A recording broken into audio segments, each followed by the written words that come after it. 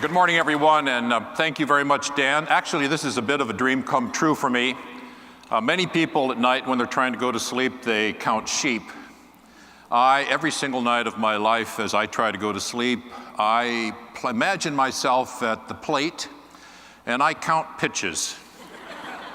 I look at the fastball, the slow ball, the curve, the changeup, the inside pitch. And I always have a catcher behind me that's calling the signals. Actually, I'm pretty good at connecting with the ball and stroking it over the left field fence. I do have a bit of difficulty with Randy Johnson, you know, tall, gangly, growly, mean goateed Randy Johnson. I have a hard time connecting with his inside curve. So thanks, Dan. Call the signals and let's see if I can connect a bit with what United Way is doing and can do for the homeless of our community. I really am privileged as a person to be serving now for 15 years on the board of the United Way of King County. I'm also privileged to be able to be a member of the governing council of the Committee to End Homelessness. Homelessness, you see, is my issue, and I think of it as the measure of my humanity. And homelessness is our issue. I believe it's the measure of our community. I'm thrilled that our university was able to host Tent City, that we were able to get to know and to love and to overcome our fear of the homelessness. We also have been the lead for the Faith and Family Homelessness Initiative.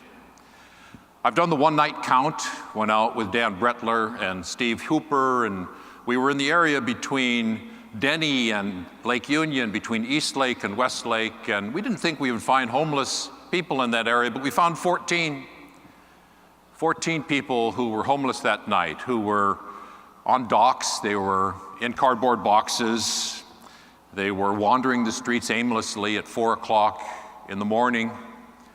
That's just 14 people.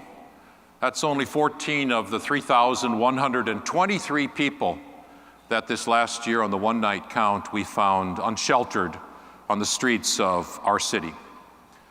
I visited Nicholsville. I've listened to the people. I've learned from them. I hope I've loved them. I've also been on the governing council of the Committee to End Homelessness, and there on the table is the nameplate of the members of the governing council.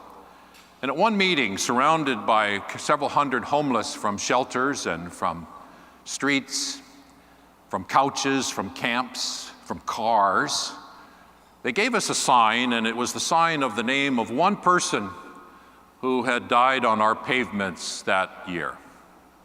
That's quite a moment. So we know the statistics, don't we? We know the numbers, we know the data, we know the graphs, we know the metrics, we know the dashboards, we know the gaps, we know the failure, we know the progress.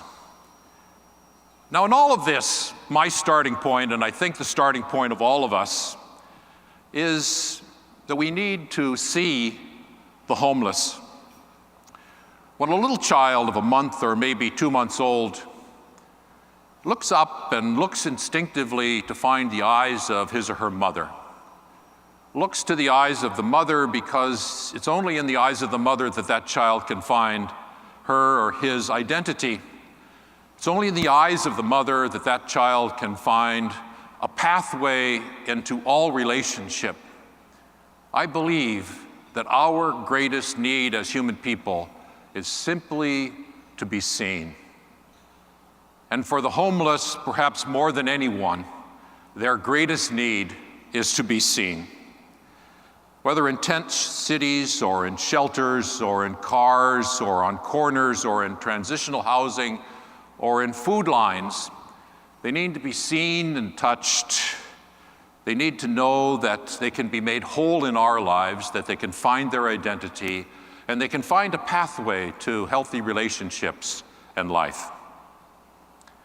Now, Pope Francis, now there, Dan Wilson, is an easy over the middle of the plate, over the left field fence pitch. Pope Francis says that when someone tells them that they've given something to a poor person on the street, he says, well, did you look the person in the eye? And very few of them say, I did. And then he says, did you touch the person? And he says, almost no one says that they touched the person. The homeless need to be seen and they need to be touched. So let me take you into United Way and let's see and touch some of the things that they do.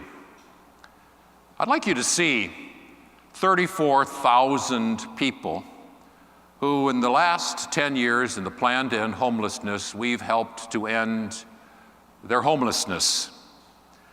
I'd like you to see confused veterans and women driven out of houses with their children because of domestic violence, or youth who are rejected because of being gay or lesbian, or foster kids who've aged out of care and on the brutal streets of our cities.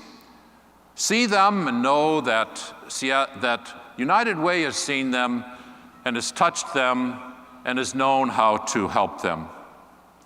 We've succeeded, and we've succeeded with the most difficult people to help, because we've known how to do it and we've known how to gather thousands of other people who out of their humanity are willing to see and to touch and to help the homelessness.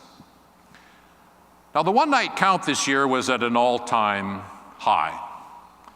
Are we dispirited about that? No. The economic downturn, the cost of housing, new needy people who are moving into our compassionate community, and more homeless youth has kept us from attaining our goal. But we've seen and we've touched and we've helped and we've removed from homelessness, I calculate, about 4 times as many people who we count on the one-night count who are still on our streets. And that, folks, is success. And we will continue, as we did in the last 10 years and the next 10 years, to say as a community, we will not let people suffer the indignity of having no place to call home. We will see them, we will touch them, we will house them, and we will love them.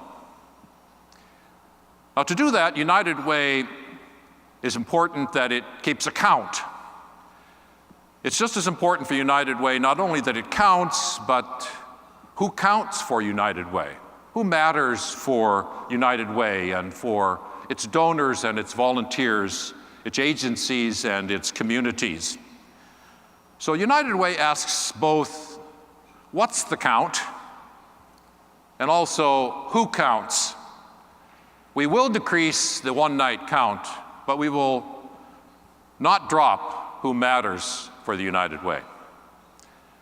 So looking into the eyes and touching the homeless, we have a simple, clear plan of what do we do next as a community. It can be summed up easily. Make homelessness rare, make it brief, and now don't let it ever be repeated. How do we do that? Well, we need to do more things. We need to stop people from falling into homelessness. We need to catch them fast when they do.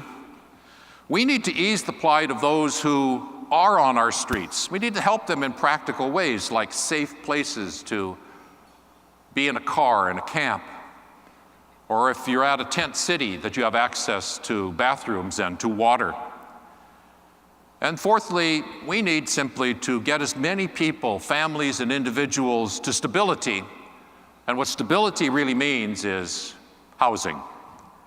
Now, that's more than a plan on paper for the United Way. That's one shaped by experience, by some failure, by communities, by agencies, by people coming together and seeing and touching and helping and learning in order to be with the homeless. Now let me come back to you. You who are attorneys and neighbors, donors, techies, baristas, parents, doctors, volunteers, citizens, community leaders, all of you. You know, no one ever became a great hitter in baseball by learning and memorizing all of the statistics. Statistics are for the commentators and for the fans. For the great hitter, what's important is great eye-hand coordination. The eye of seeing the homeless and letting them see themselves whole in our eyes. The hand of touching the homeless in their humanity in the most practical ways, touching them in an affirming way, a hope-filled and hope-giving way. A hand willing to reach from our humanity to theirs because we see them, we love them, and they count. Thank you very much.